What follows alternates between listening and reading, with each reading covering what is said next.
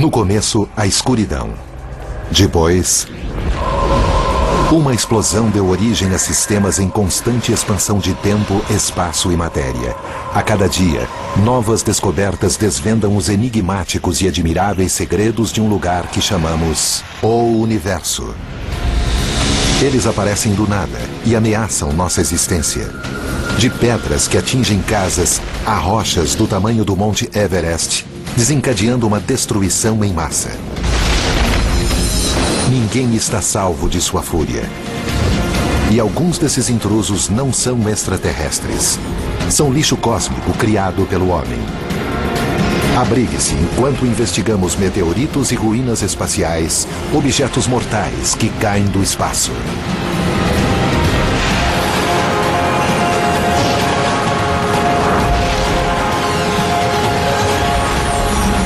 O Universo caiu do espaço. 23 horas 39 minutos da noite de 6 de outubro de 2008. O Observatório Espacial de Catalina, no Arizona, percebe algo que não havia visto antes. Um asteroide do tamanho de um carro desce em direção à Terra a mais de 43 mil quilômetros por hora. Um alarme soa na comunidade científica internacional. Esse asteroide está em rota de colisão com a Terra. Esse objeto era especial porque ele provavelmente bateria na Terra. E somente dentro de 21 horas. Foram feitas 500 observações do objeto para tentar calcular exatamente a sua órbita. No laboratório de propulsão a jato da NASA, Steve Chesley recebe uma chamada urgente. Todos querem saber quando e onde essa rocha vai atingir o solo. Eles me enviaram os dados. Eu corri para o escritório muito eufórico e passei as 2 horas seguintes tentando entender o problema e verificar os números. E cheguei à conclusão de que havia 100% de chance de impacto. Chesley calcula que a colisão vai ocorrer em menos de 13 horas, aproximadamente às 5h45 da manhã, no horário do leste da África. Seu alvo era o deserto da Núbia, ao norte do Sudão. Nunca esperamos nem imaginamos descobrir um asteroide em rota de colisão com a Terra antes do impacto, com tempo de reação e tempo de previsão da localização do impacto. Era muito extraordinário, nunca visto antes. Era esperar até o impacto. Sem tempo para deter essa rocha espacial, e-mails alertaram aqueles em terra e no ar.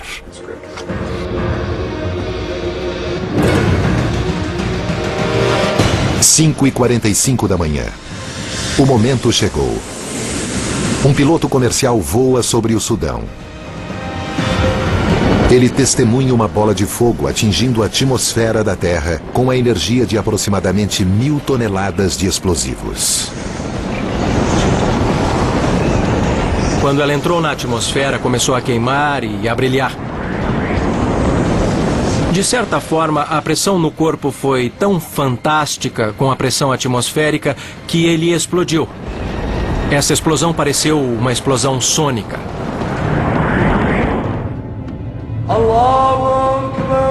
Em terra, a 37 quilômetros, o povo sudanês voltando das orações matinais ouve o ruído sônico assustador. Câmeras de celulares captam uma bola de fogo seguida por flashes misteriosos de luz que cruzam os céus. Cientistas esperavam que o asteroide não fosse pesado o suficiente para penetrar completamente a atmosfera da Terra e destruir o solo. Satélites rastreiam a explosão, mas há poucas indicações de que qualquer fragmento tenha restado. Então é possível que as pessoas tenham se assustado com o tamanho impacto, mas o risco de ferimentos foi quase nada por ser algo tão pequeno. Steve estava certo. Não houve relatos de feridos ou de danos causados pelas pedras que caíram na floresta remota. O O planeta Terra foi poupado de um desastre potencial porque a região era muito remota e o impacto foi pequeno. Mas a história não termina aqui. Dezembro de 2008. O astrônomo Peter Yeneskis organiza uma equipe de busca e coleta na Universidade de Khartoum, no Sudão. Ele está determinado a encontrar o improvável: meteoritos. Os fragmentos restantes do asteroide chamado 2008 TC3. Tínhamos vários estudantes ávidos para fazer a busca. Dirigimos 29 quilômetros no deserto para chegar à área próxima à explosão, para procurar pequenos pedaços que podiam ter restado. O único guia dos caçadores de meteoritos era um mapa do deserto da Núbia com a trajetória aproximada do asteroide. Eles basicamente usaram minha trajetória e a trilha que eu fiz no chão do deserto como um guia para a busca. Todos fizeram fila a mais ou menos 20 metros de distância uns dos outros. E então começamos a andar no deserto em fila, buscando coisas que fossem negras. Mas localizar pequenas pedras parecendo carvão na superfície rochosa do deserto é como buscar uma agulha no palheiro. Quando o sol começou a se pôr no primeiro dia, a equipe estava prestes a ir embora de mãos vazias quando um aluno apareceu, de repente, com uma pedra suspeita. Um aluno chamado Mohamed Alamin tinha uma pedrinha na mão que era claramente um meteorito. E ela tinha uma linda crosta negra e era sem dúvida um meteorito. Depois todo mundo começou a ficar muito animado e a gritar, cantar, sacudir as mãos. 280 amostras de meteoritos foram coletadas, totalizando 5 quilos, o que para os cientistas planetários é uma mina de ouro. Esse foi um dos meteoritos que recuperamos.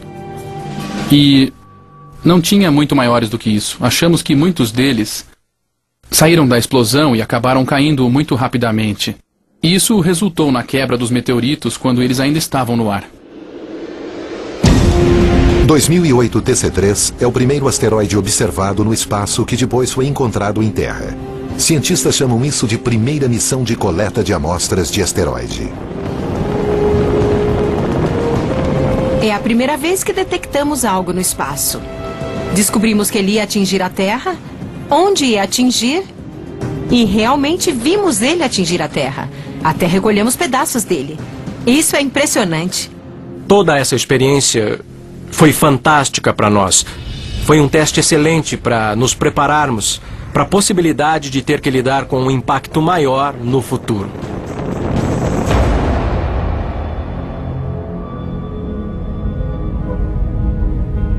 O planeta Terra pode não ter tanta sorte da próxima vez. Cientistas agora suspeitam que o 2008 TC3 veio do pedaço de uma rocha muito maior do cinturão de asteroides, uma região entre Júpiter e Marte, onde asteroides e cometas moram. Nessa vizinhança galáctica movimentada, essas relíquias fósseis da formação do Sistema Solar ocasionalmente colidem umas com as outras e explodem em pedaços menores. São esses fragmentos que podem migrar em direção à Terra. Uma arma pode dar uma boa pista de como um asteroide bateria em outro em termos de velocidade de impacto. Asteroides no cinturão de asteroides batem uns nos outros em velocidades de mais de 17 mil quilômetros por hora. Então uma bala saindo de um rifle pode ser uma boa analogia para isso, porque elas saem do cano do rifle em velocidades de talvez 1/5 disso e não só se fragmentam, mas literalmente explodem em pedaços.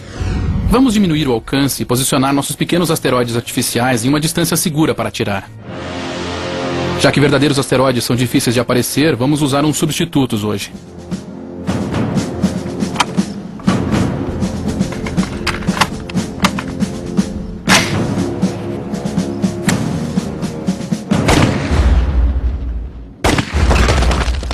Esses impactos à bala são comparáveis às colisões no cinturão de asteroides. Vamos ver quais são os resultados aqui. Isso aqui é bem típico dos resultados de impacto de um asteroide, porque você tende a ter alguns pedaços grandes, vários de tamanho médio, mas a natureza é boa mesmo em fazer vários e vários pedaços pequenos. Esses fragmentos de 1 quilômetro são o que vemos hoje como asteroides próximos à Terra. São fragmentos que seguiram seu caminho desde o principal cinturão de asteroides, se aproximaram do sistema solar, passando por nosso planeta ou talvez colidindo com nosso planeta. Esses objetos próximos à Terra transformaram nosso espaço próximo em uma zona perigosa. As velocidades nas quais esses objetos correm em torno do sistema solar são parecidas às de um monte de carros correndo loucos pela estrada. Os veículos viajam em altas velocidades. E quando cruzam ruas sem olhar e batem uns nos outros, eles colidem em altas velocidades. E é bem parecido com os objetos que se movem em suas órbitas independentes em torno do Sol. Em cada centena de anos, a Terra é atingida por pedras do tamanho de um campo de futebol que podem destruir cidades inteiras. Mas a cada 500 mil de anos, somos atingidos por objetos do tamanho de montanhas que podem provocar desastres globais.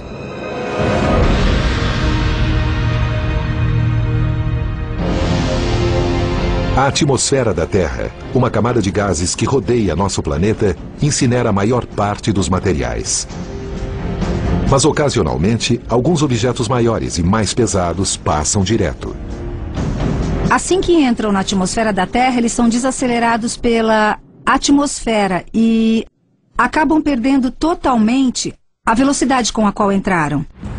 Durante esse tempo, você vê a tal bola de fogo. Mas assim que perdem aquela velocidade com a qual entraram, essencialmente caem em velocidade terminal na superfície da Terra. Quando asteroides atingem a atmosfera da Terra, eles se tornam meteoros, brilhantes bolas de fogo no céu. Se eles chegam ao solo, se chamam meteoritos. Somente no último século, os meteoritos já atingiram casas, veículos e até pessoas. Em 1954, um meteorito de 3,6 kg bateu no telhado de uma casa em Sylacauga, Alabama, e atingiu uma mulher no quadril, deixando ferimentos horríveis nela. Em outubro de 1992, vídeos amadores mostram uma bola de fogo cruzando os céus por cima de vários países do Atlântico. O meteorito de 12 quilos caiu em cima da traseira de um carro em Peekskill, Nova York. Em novembro de 2008, uma câmera da polícia registrou a explosão de um meteorito nos céus por cima de Alberta, no Canadá. Esses impactos, capturados em vídeo, provam que coisas realmente caem dos céus. O que é mais impressionante é a evidência física de impactos bem maiores que causaram catástrofes globais no passado e podem causar um Armagedon cósmico no futuro.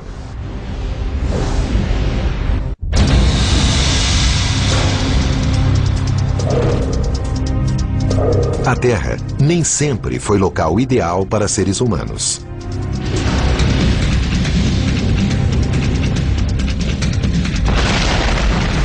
Durante sua infância, há 3,8 bilhões de anos, a terceira pedra do Sol era uma zona de guerra cósmica. Durante esse breve período chamado de intenso bombardeio tardio, bilhões de pedaços da formação do sistema solar atingiram nosso planeta em escala 20 vezes maior que hoje.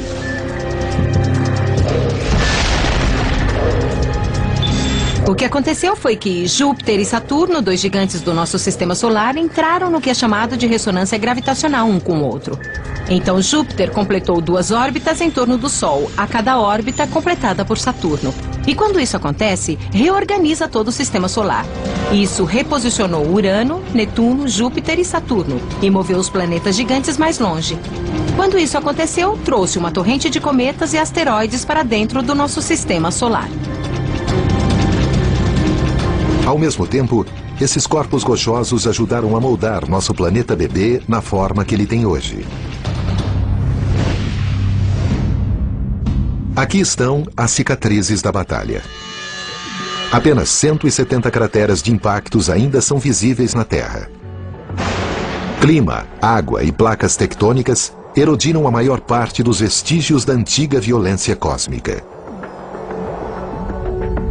Mas provas do tumultuoso passado da Terra estão na Lua, que foi formada ao mesmo tempo, mas não tem placas tectônicas e outros processos de erosão que tendem a apagar as evidências.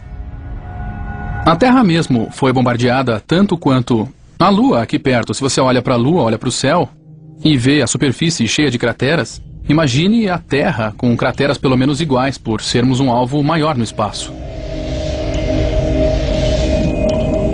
Contando crateras na Lua, cientistas podem aprender sobre o número de impactos na Terra no passado e no presente. Cientistas podem aprender sobre os tamanhos e composições dos asteroides que bateram na Terra, estudando as características das crateras que eles criaram. Vamos tentar demonstrar isso aqui hoje, jogando pesos na areia da praia onde estamos. Vamos ver se podemos fazer alguma relação entre o peso e o tamanho da cratera que ele cria.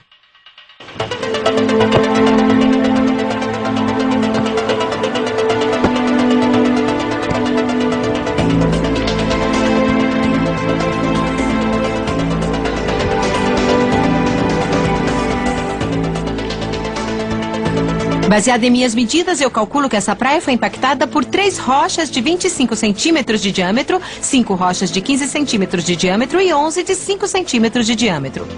Essa técnica para medir tamanho e frequência das crateras nessa praia é bem similar à técnica que os cientistas usam para entender a frequência de impactos através da história da Terra.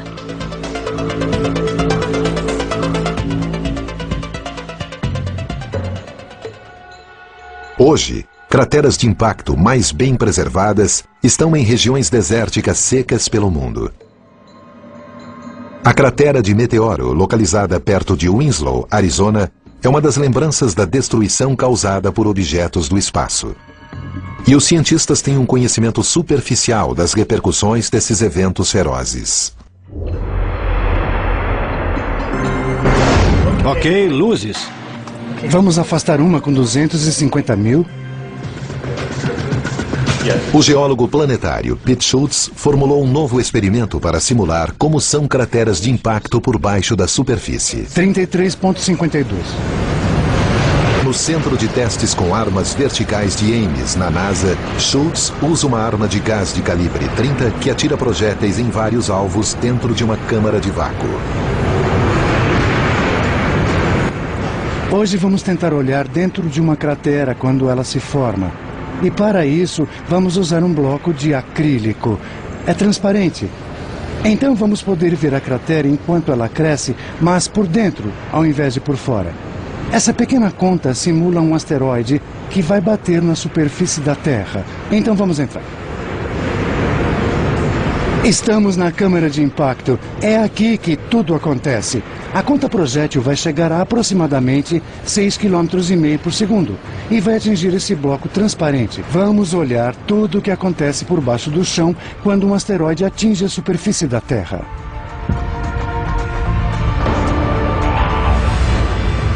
Fora da câmara, câmeras de alta velocidade vão documentar o profundo impacto de vários ângulos. Ah, já está tudo calibrado? Na sala de controle, Schultz olha o monitor com ansiedade. Alta voltagem.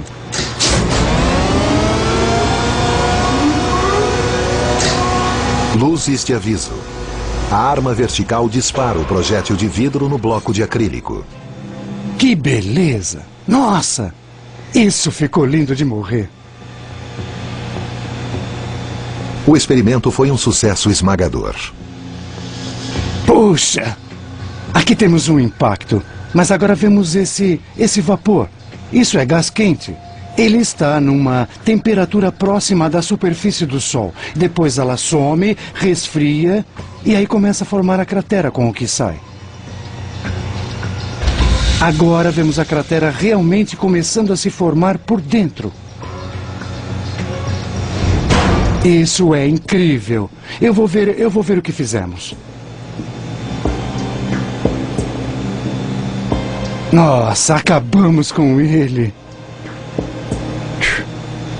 Agora podemos ver como essas fendas se desenvolvem no tempo.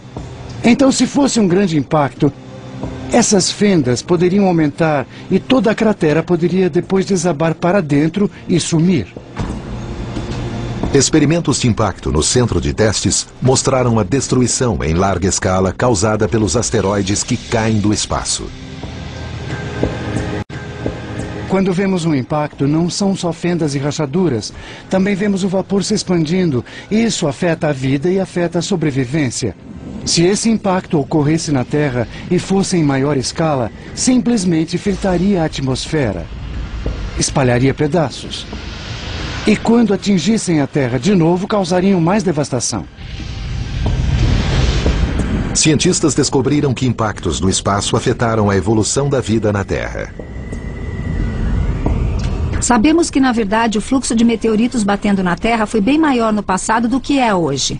E sabe-se da ocorrência de um grande impacto, por exemplo, há 65 milhões de anos atrás, na passagem do período Cretáceo ao Terciário.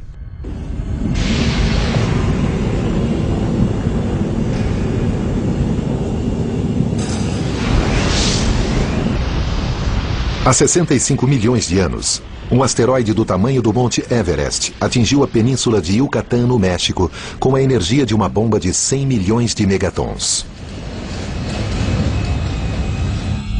Ele criou uma cratera de 160 quilômetros embaixo da água que foi finalmente descoberta nos anos de 1980.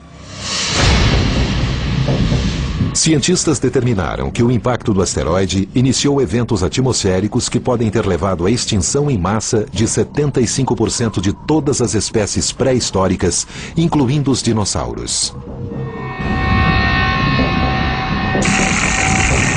Houve muitos supostos efeitos que podem ter levado às extinções. O aquecimento da Terra, por exemplo, pelo que foi ejetado e talvez tenha levado a incêndios. O envenenamento da atmosfera com os gases produzidos pelo asteroide vaporizado. Foram todos os desastres ecológicos que você possa imaginar acontecendo ao mesmo tempo. Mas essa foi a última vez que um asteroide desencadeou uma extinção em massa?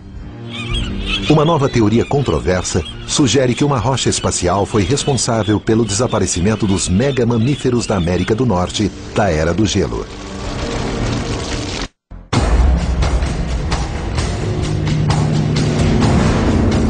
Cientistas estão loucos para saber o que aconteceu 13 mil anos atrás. A Era do Gelo terminou aos poucos. O continente norte-americano era habitado por animais imensos como o mamute lanoso, o mastodonte, a preguiça gigante e o urso de pernas longas. Mas alguma coisa fez com que 35 grandes agrupamentos de espécies desaparecessem do registro fóssil. Muitos acham que o antigo povo Clovis, uma sociedade que caçava e criava, matou os megamamíferos. Mas novas evidências surpreendentes sugerem que um objeto do espaço pode ter levado ao fim das criaturas gigantes. Há 13 mil anos, o clima mudou repentina, rápida e dramaticamente. Parece que houve um evento extraterrestre, um enorme meteorito, um asteroide ou um cometa explodindo na atmosfera.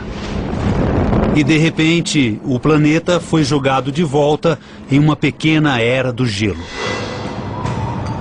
A América do Norte vivenciou um breve retorno às condições da Era do Gelo. Então, pode haver uma relação entre esse resfriamento e o desaparecimento dos megamamíferos?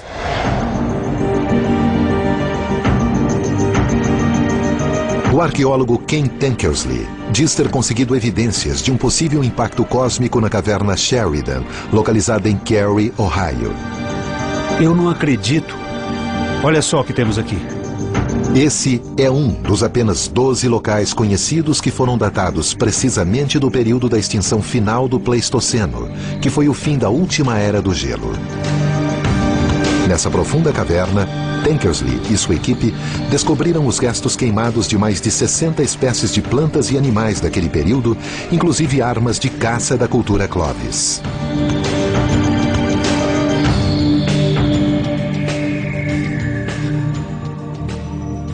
Eu não acredito. Isso é uma lança Clovis, feita com uma costela de um megamamífero, provavelmente um animal grande, como o mastodonte. O que é fascinante nessa amostra é que a pessoa que fez isso deve ter testemunhado o evento de 13 mil anos atrás.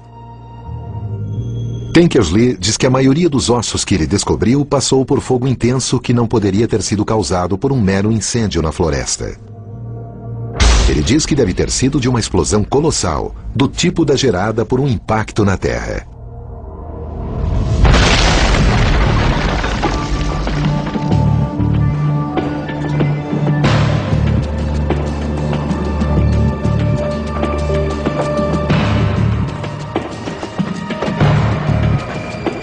E o arqueólogo diz que encontrou a arma fumegante. Olha só o que temos aqui. Está escondido em camadas geológicas escuras de sujeira chamadas de tapete negro, que datam de 12.900 anos atrás. Essa camada foi descoberta em mais de 50 locais na América do Norte.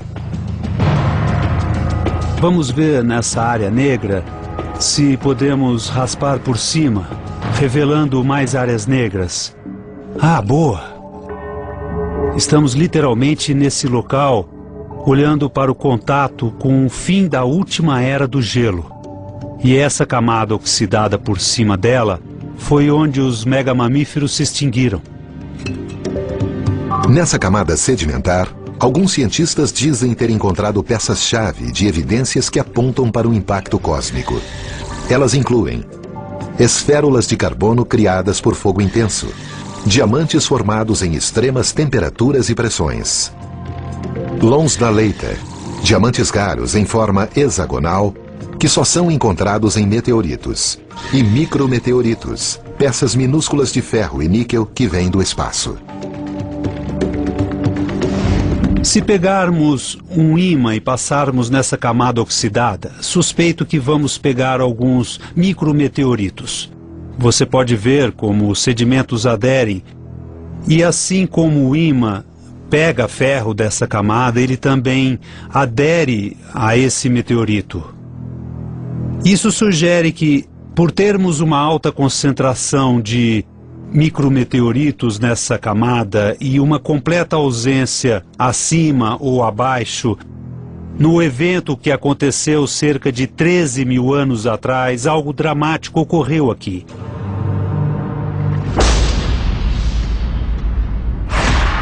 Sabemos que por toda a América do Norte havia uma fina camada de poeira e partículas pouco antes do tapete negro se formar. Isso indica que algo aconteceu bem antes do evento, ou seja, da mudança de clima. O que foi, ainda não sabemos exatamente, só sabemos que algo aconteceu. Até hoje, nenhuma cratera de impacto foi encontrada. Mas uma rocha espacial não tem que chegar ao solo para gerar uma devastação em massa.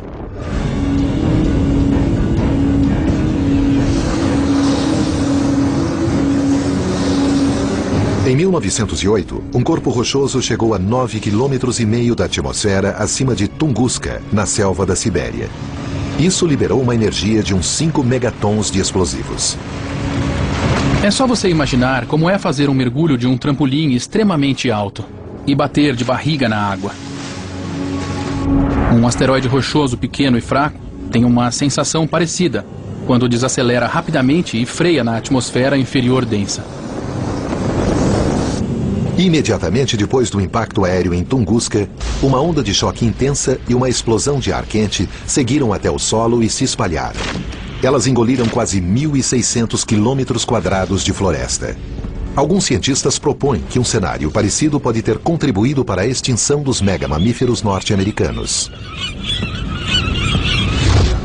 E um cometa, não um asteroide, pode ter sido o culpado. Diferente dos asteroides, essas bolas de neve sujas contêm mais gelo e gases que tendem a se romper antes de alcançar a superfície. Quando o suposto cometa chegasse na Terra e explodisse na atmosfera, ele distribuiria os restos que foram criados embaixo de si. Ele também teria uma grande variação nos depósitos deixados para trás. haveria um incêndio intenso em uma grande área. Tudo dentro da zona de impacto seria devastado.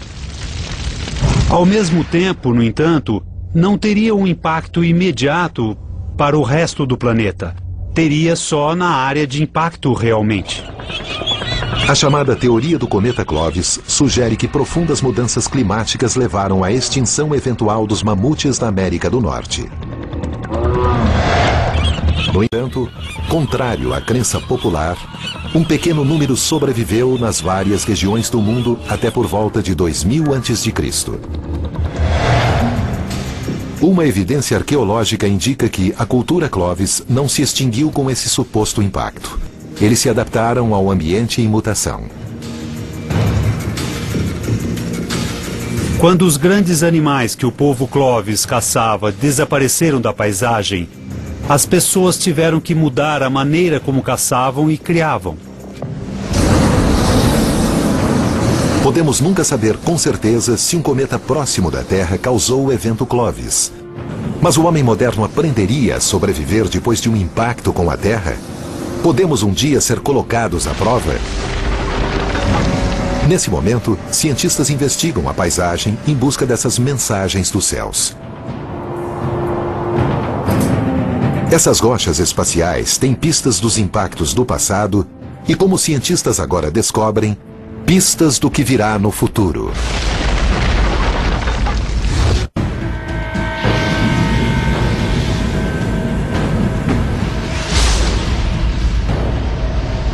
Extinção em massa. Crateras de quilômetros de largura. Paisagens queimadas. Tudo criado por objetos do espaço. Meteoritos invadem nosso planeta desde a formação do Sistema Solar. Então, onde achamos tipicamente essas rochas? A maioria dos meteoritos são mais facilmente encontrados em regiões desérticas secas, como, por exemplo, no deserto do Saara ou até mesmo em desertos frios como na Antártida, onde não há muita vegetação ou não há muitas pedras para confundir. No entanto, meteoritos caem em toda a parte da Terra com igual probabilidade. A química cósmica Meenakshi Wadua viajou o mundo em busca de meteoritos e agora supervisiona a maior coleção de meteoritos baseada numa universidade no mundo. Estamos vendo uma coleção de meteoritos do Centro de Estudos de Meteoritos da Universidade do Arizona. Há basicamente 3 tipos diferentes de meteoritos. Há meteoritos de pedra e ferro e meteoritos de ferro. Mas a maioria deles, de todos os 3 tipos, tem alguma quantidade de metal.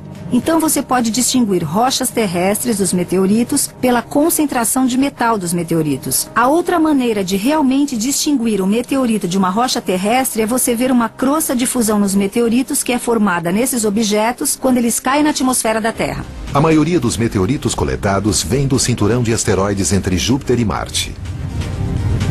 Mas quase 4 dúzias deles vieram da nossa Lua e do planeta Marte. A ideia é que você provavelmente teve um corpo de asteroide grande que colidiu com a Lua ou com Marte e ejetou pedaços da crosta da Lua ou de Marte. E essas partes provavelmente caíram nas órbitas instáveis que cruzam a Terra. E essas partes chegaram à Terra sim. Esse aqui é um pedaço de meteorito lunar e acreditamos que ele veio das regiões montanhosas da Lua. Sabemos que é um meteorito lunar porque pudemos compará-lo com amostras que foram trazidas das missões da Apollo no fim dos anos 60 e início dos 70. Meteoritos são objetos de pesquisa preciosos. Apesar de destruírem vidas por várias vezes, eles podem também fornecer elementos químicos necessários à vida na Terra. Esse possivelmente é um dos mais bem estudados meteoritos no mundo. Ele caiu em 1969, no México. E o interessante a se notar nessa rocha é que esses grãos brancos devem ser os sólidos mais antigos que se formaram no nosso sistema solar enquanto ele se formava há 4 bilhões e meio de anos. Esses grãos brancos, combinados com a química atmosférica e componentes orgânicos da Terra, podem ter formado uma mistura de aminoácidos, elementos essenciais para a vida. Então os meteoritos têm um papel muito importante. Possivelmente na formação da vida em nosso planeta e certamente na evolução da vida no nosso planeta. Meteoritos podem ter fornecido os componentes necessários para seres vivos. Mas eles podem ser fontes de graves preocupações quando descem do espaço sem aviso.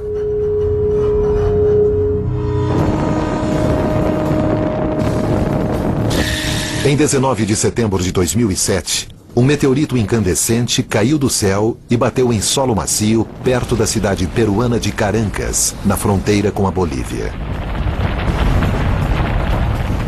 Pedaços voaram mais de 180 metros, enquanto o meteorito deixava uma cratera de mais de 13 metros de largura e 4,5 metros de profundidade.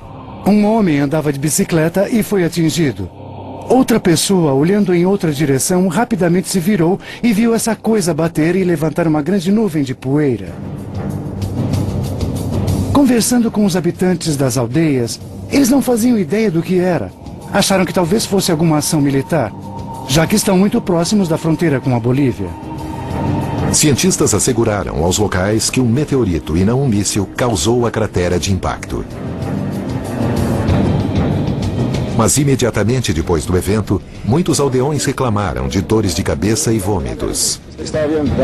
Eles ficaram doentes, mais provavelmente por causa do enxofre ou então por causa da poeira fina inalada. Os vapores provavelmente vêm do material que segue o meteorito quando ele desce. Ele derrete e vaporiza a atmosfera enquanto passa. E provavelmente quando colidiu causou mais liberação de gases. Mas uma rocha do espaço pode mesmo liberar elementos nocivos para a Terra?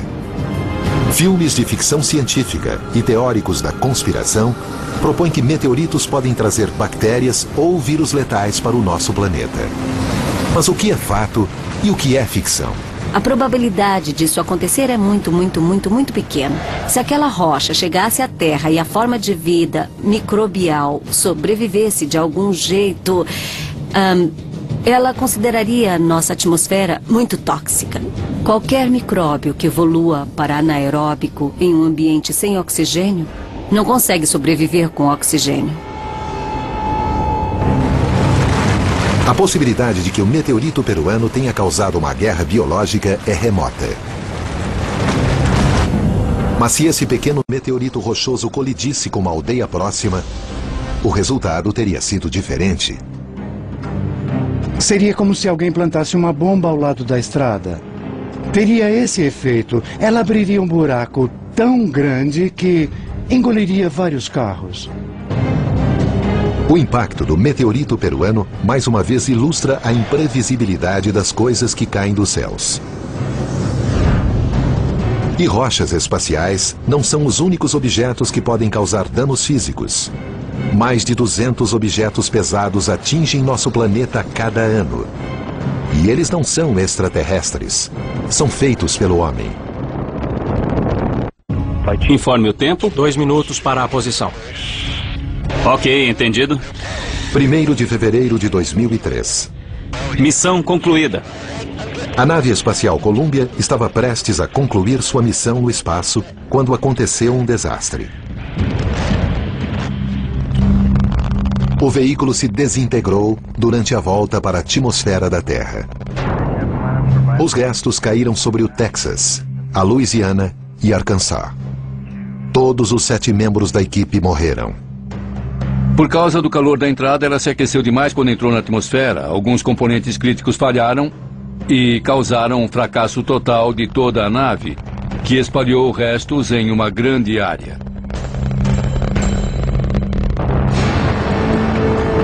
Desastres com naves na entrada da atmosfera são raros, mas as ruínas espaciais não.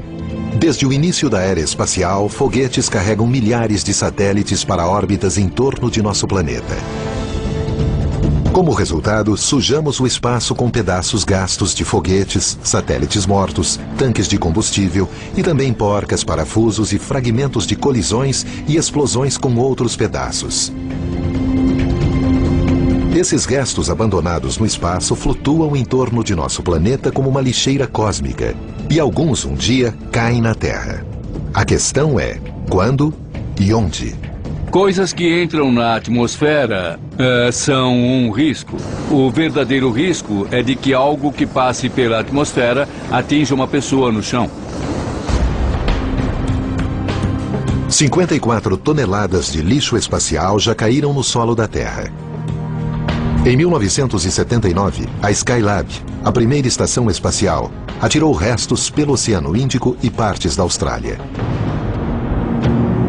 Em 1997, uma peça de metal em chamas do tamanho de um DVD caiu das nuvens e raspou no ombro de uma mulher perto de Tulsa, Oklahoma. Ela não se feriu, mas centenas de quilômetros adiante, esse tanque de aço inoxidável de 258 quilos caiu perto da casa de um fazendeiro no Texas. Ambas eram peças do mesmo estágio de um foguete Delta II.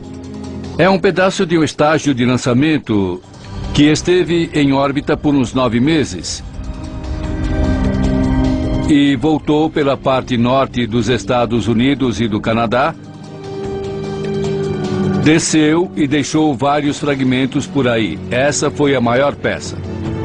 Na Corporação Aeroespacial em El Segundo, Califórnia, cientistas estudam restos espaciais para descobrir que materiais sobrevivem à entrada na atmosfera e por que e como minimizar futuros danos. Esses são os restos de um estágio que pôs um satélite de GPS em órbita. Ele foi encontrado na Arábia Saudita. Esse é feito de titânio, que é um material de alto ponto de fusão, e por isso ele sobreviveu tão bem. Ele viajava a provavelmente 240 km por hora quando atingiu o solo. Por que objetos caem na Terra? A maior parte dos restos espaciais estão na órbita próxima da Terra, a aproximadamente 965 quilômetros acima da superfície do nosso planeta. No ar fino do espaço, objetos podem ficar por dezenas ou centenas de anos, porque não há resistência no ar. Mas eles caem da órbita um dia. Eles perdem energia porque há muito pouca resistência atmosférica e a gravidade da Terra as puxa de volta para a sua atmosfera.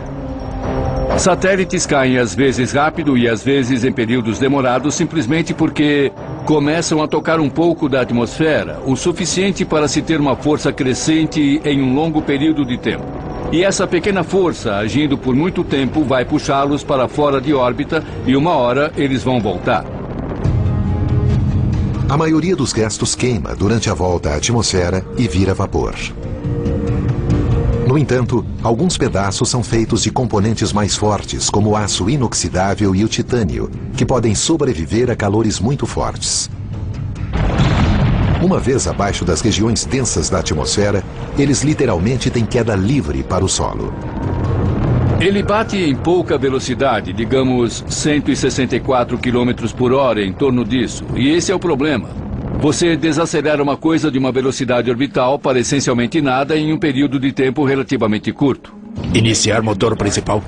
A comunidade espacial internacional agora impõe novas regras para a maioria dos objetos, incluindo um sistema de propulsão para assegurar quedas controladas na água. Basicamente, a comunidade internacional concordou que um nível de risco aceitável para a volta está em torno de 1 em 10 mil. Isso significa que se você voltar à atmosfera 10 mil vezes, a probabilidade é de que ela atinja uma só pessoa no planeta. E se você exceder esse limite, o objetivo é que esse pedaço volte em uma área segura, como o oceano. Mas novas diretrizes não terão efeito nas milhares de peças antigas que já estão no espaço.